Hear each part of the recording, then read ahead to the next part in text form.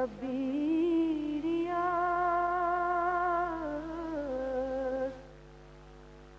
باطل آخر داغ حسرت میریات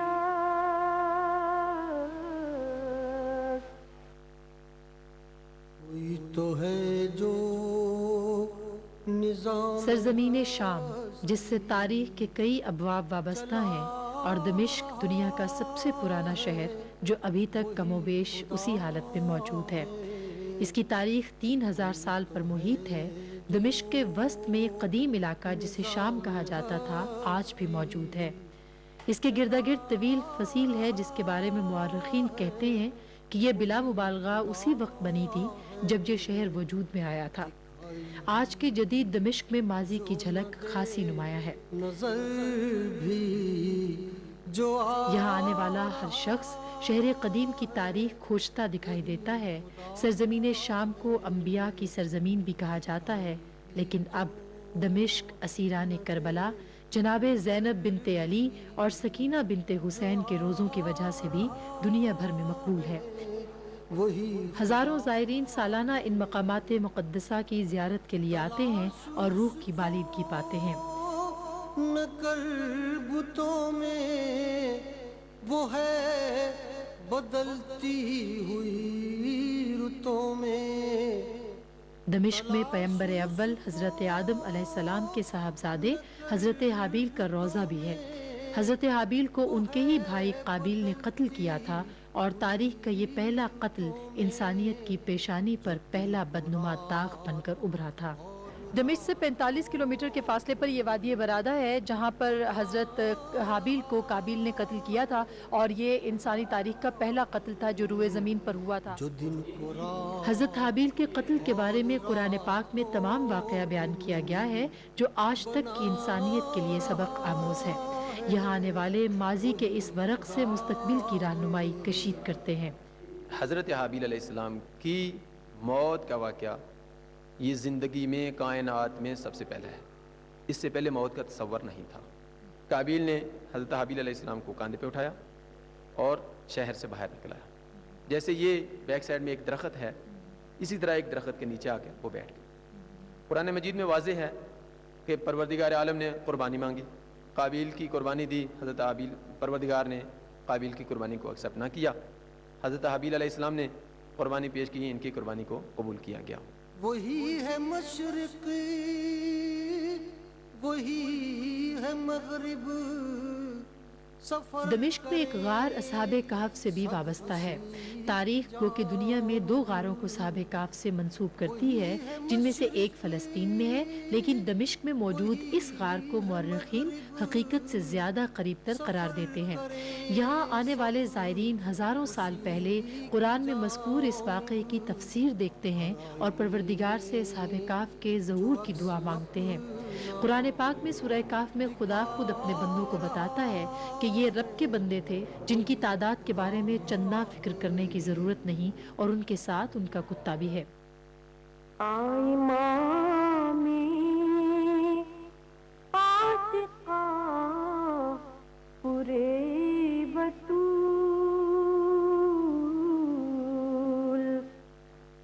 شام کی تاریکی کا آغاز کہیں کربلا کی شام غریباں سے بھی ہوتا ہے۔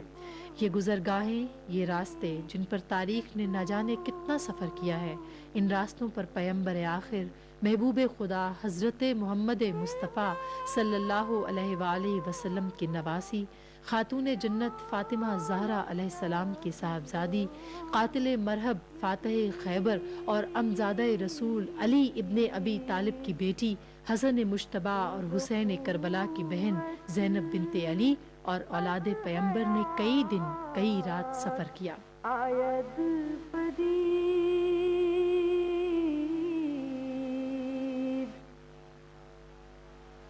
زندہ حق از قوت شبیریات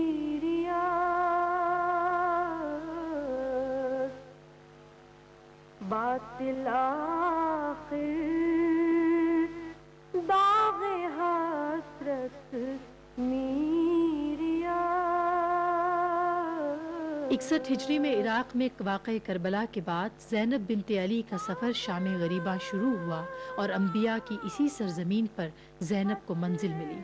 تاریخ نوحہ کنا بھی ہے اور ماتم کنا بھی، لیکن 10 محرم کو غروب ہونے والے سورج نے زینب کی صورت ایک اور تحریک کو جنم دیا، اور یوں صبر کی ایک انتہا بکھری ہوئی ہے شام میں، بنت زہرا کی ردا بکھری ہوئی ہے شام میں، ہر قدم پر ہے نشان تاریخ اہل بیت کے، داستان کربلا بکھری ہوئی ہے شام میں۔ بہر حق در خاک و خون غلطی دار۔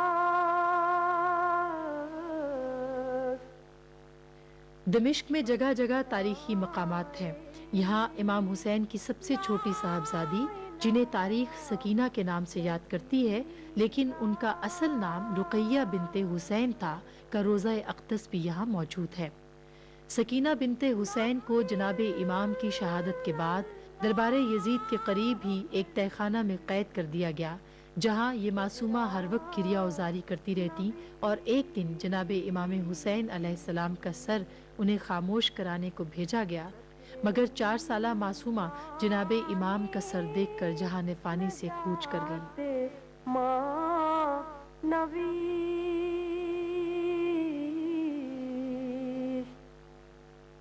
دمشق میں ہی باب صغیر یعنی قبرستان غریبہ ہے، جہاں مؤذن رسول حضرت بلال حبشی کا روضہ اقدس ہے۔ حضرت بلال حبشی مثل آواز رسول تھے، جن کے گلے کا سوس اور صدا محمد مصطفیٰ کی محبت کے سوا کچھ نہ تھا۔ یہاں اسی قبرستان میں حضرت عبداللہ بن جعفر طیار اور کنیز زہرا ہم رکاب زینب جناب فضہ کا روضہ بھی موجود ہے۔ اگرچہ حضرت فضہ افریقہ کی شہزادی تھی، مگر ان کا امتیاز زہرا کے در کی نوکری بن گیا۔ یہ باب صغیر کا قبرستان ہے جو دمشق میں واقع ہے۔ یہاں پر سیدنا بلال حبشی، کنیز فاطمہ جناب فضہ سمیت شہدائے کربلا کے سر بھی یہاں پر دفن ہیں۔ اس قبرستان کو خاصی اہمیت دی جاتی ہے تاریخ کی نظر میں۔ زندہ حق از قوت شبیریہ۔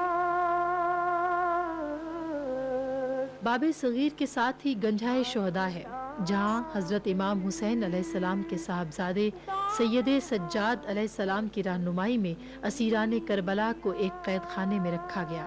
بتایا جاتا ہے کہ اس قید خانے کی چھت نہیں تھی اور صحرا کی دھوپ نویزادیوں کے چہروں کو جھلسا دیتی تھی۔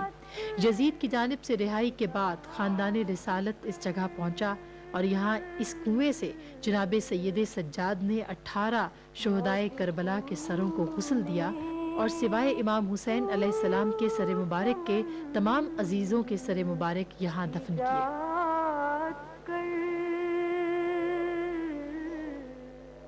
یہ وہ جگہ ہے جو رؤسائے کربلا کا سر مبارک ادھر غسل دیا گیا اور پانی ادھر سے لے گئے وہ کنویں سے۔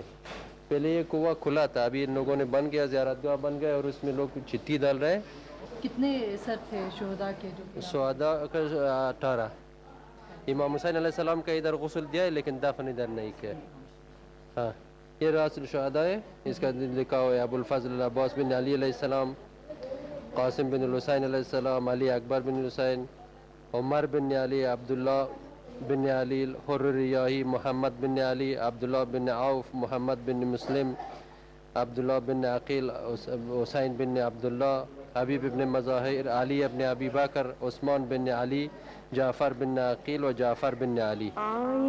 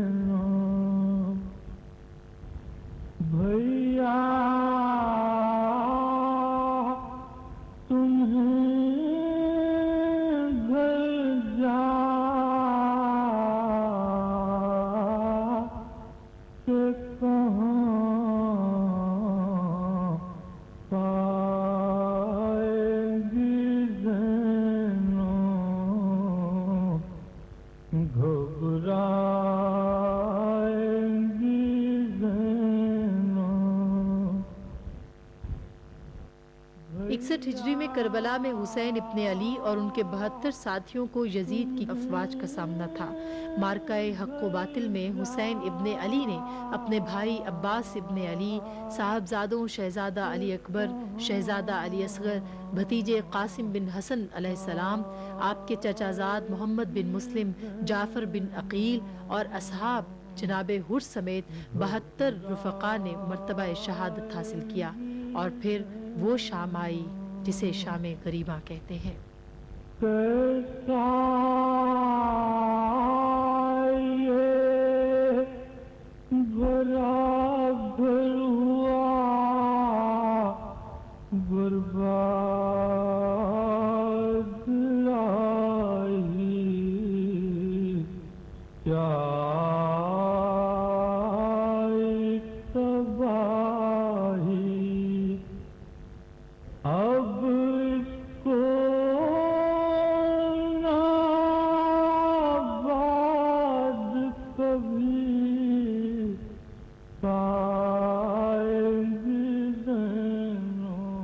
یزیدی فوج نے خاندان رسالت کے خیموں کو آگ لگا دی۔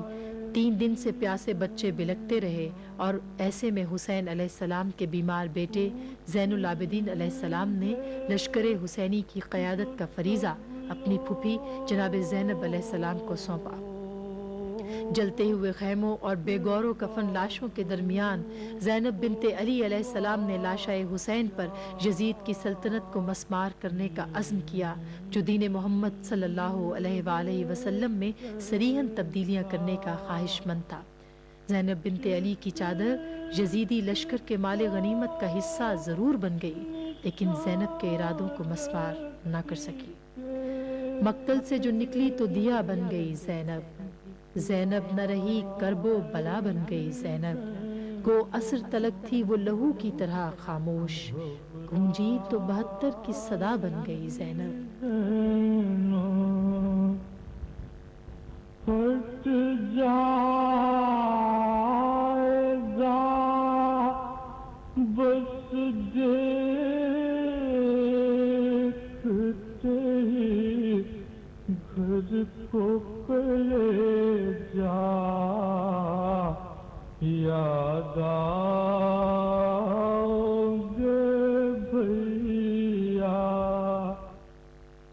یہ دمشق کا نواحی علاقہ سیدہ زینب ہے، جہاں سارا سال زائرین کشاکش چلے آتے ہیں اور جناب زینب کی عظمت کو سلام پیش کرتے ہیں۔ ہر رنگ، نسل اور زبان بولنے والے علی کی سخی بیٹی کے در پر سوالی ہیں۔ ان میناروں سے نور کی بارش نظر آتی ہے، اور ہر آنکھ زینب کے غم میں اشک بار ہے۔ زینب محبتوں کے سفینے کا نام ہے، زخموں کو دل کے درد سے سینے کا نام ہے۔ یہ شام کا، نجف کا، مدینے کا نام ہے، جو کچھ بھی ہو یقین سے جینے کا نام ہے۔ زینب شب سیاہ میں روشن چراغ ہے، شکر خدا لبوں پہ ہے، دل داغ داغ ہے۔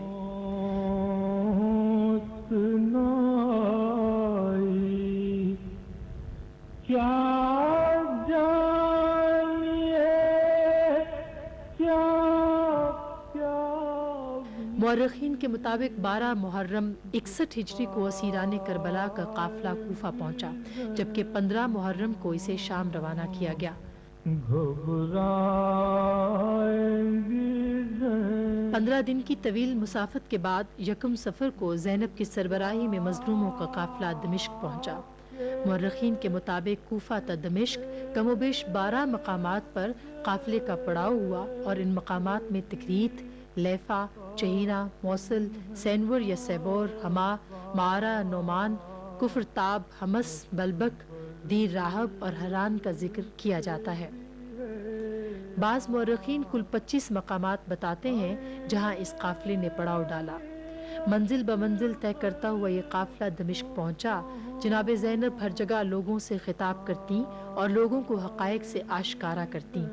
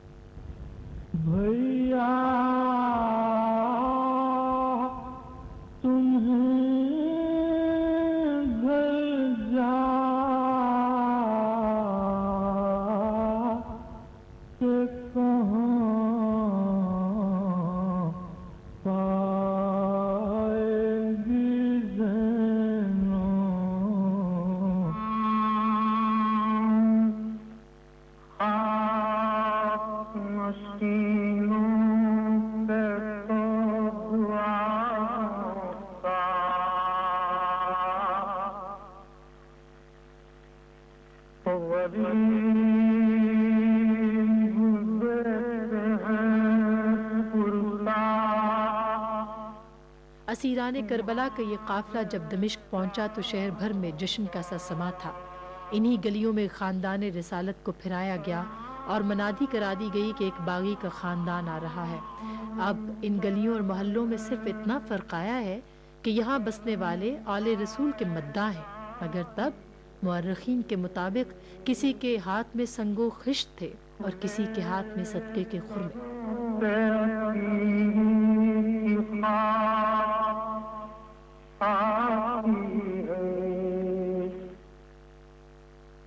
زینب بنت علی جس کا پردہ عربوں کی مثال تھا، بالوں سے سر چھپائے سالار قافلہ تھی اور قافلے سے آگے نیزوں پر حسین اور حسین کے ساتھیوں کے سر بلند تھے۔ محرخین کے مطابق بازار حمیدیہ کی جانب سے لائے گئے قافلے کو 9 گھنٹے دربار کے سامنے کھڑا رکھا گیا۔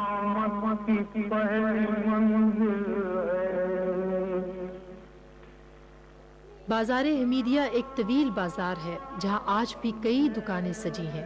یہاں سے گزرتے ہوئے ذہن کئی صدیاں پیچھے چلا جاتا ہے کہ کیسے رسول زادیاں بھرے بازار سے گزری ہوں گی جبکہ ان کے ہاتھ پابا رسن تھے اور سید سجاد کے گلے میں طوق تھا۔ آج بھی یہ بازار کم و بیش اسی حالت میں موجود ہے۔ یہاں تل دھرنے کو جگہ نہیں ہوتی، مگر نہ جانے کیوں مسجد اموی جسے یزید کے دربار کے طور پر استعمال کیا جاتا تھا کو جانے والا یہ بازار ایک تاریخی ہیبت لیے ہوئے ہے۔ بلا شبہ ان راستوں نے تاریخ کی کئی سیاحیاں چھپا رکھی ہیں۔ تاریخ انہی گزرگاہوں میں کہیں خود کو ڈھونڈتی دکھائی دیتی ہے اور ستم خود ستم ظریفوں پر گریا کرتے دکھائی دیتے ہیں۔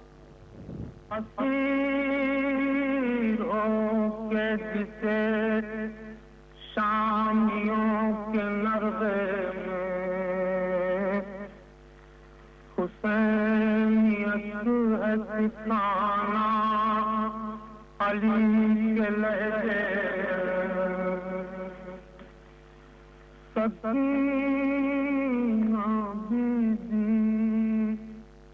اب قافلہ دربار میں داخل ہوتا ہے۔ ننگے سر پابا رسن لوگوں کا قافلہ، بے کسو غریبوں بے سہاروں کا قافلہ، وقت کے اماموں اور شاہوں کا قافلہ، ستم ظریفوں اور بے نواؤں کا قافلہ۔ قافلہ اس دربار میں پہنچا۔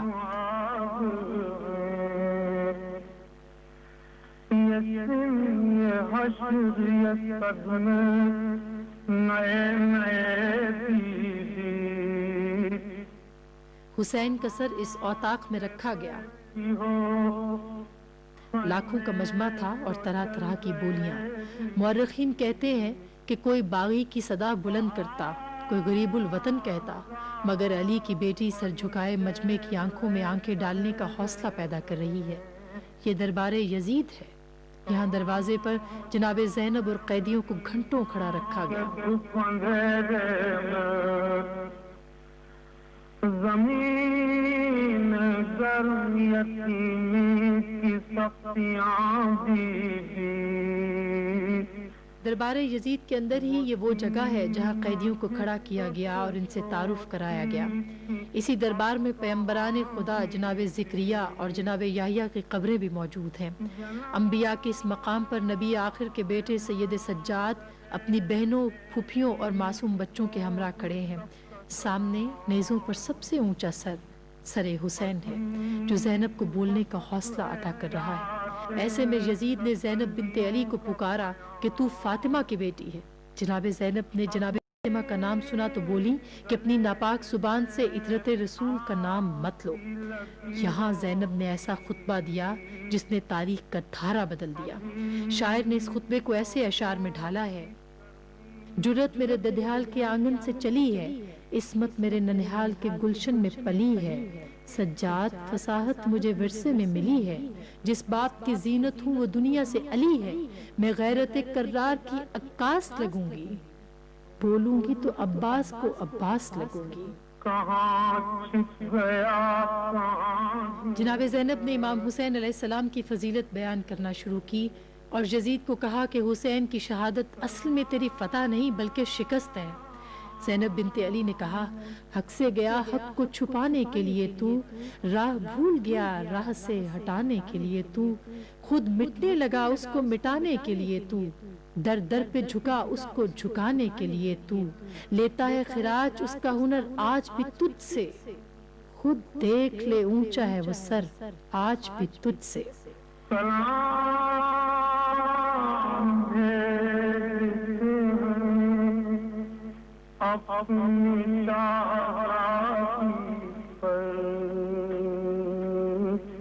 جناب زینب نے مدحت حسین کرتے ہوئے کہا لمحات میں معجزہ کر جاتا ہے شبیر، مرتا نہیں ذہنوں میں اتر جاتا ہے شبیر، سمٹے تو اکائی میں نکھر جاتا ہے شبیر، پھیلے تو 72 میں بکھر جاتا ہے شبیر۔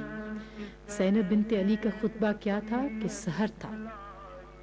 علی کی بیٹی نے لہجہ علی میں خطبہ دیا اور دربار میں بیٹھے وہ سب لوگ جو انہیں باغی سمجھ رہے تھے انہیں معلوم ہوا کہ یہ باغی نہیں بلکہ خانوادہ رسالت ہے، اور اس خطبے نے دراصل اسی دن یزید کی سلطنت کی بنیادوں کو ہلانا شروع کر دیا۔ یزید نے رسول زادیوں اور رسول کے دین کو رسوا کرنے کی کوشش کی، مگر آج یزید کا آخری نشان تک یہاں نظر نہیں آتا، جبکہ زینب نے جو وعدہ کیا سچ کر دکھایا۔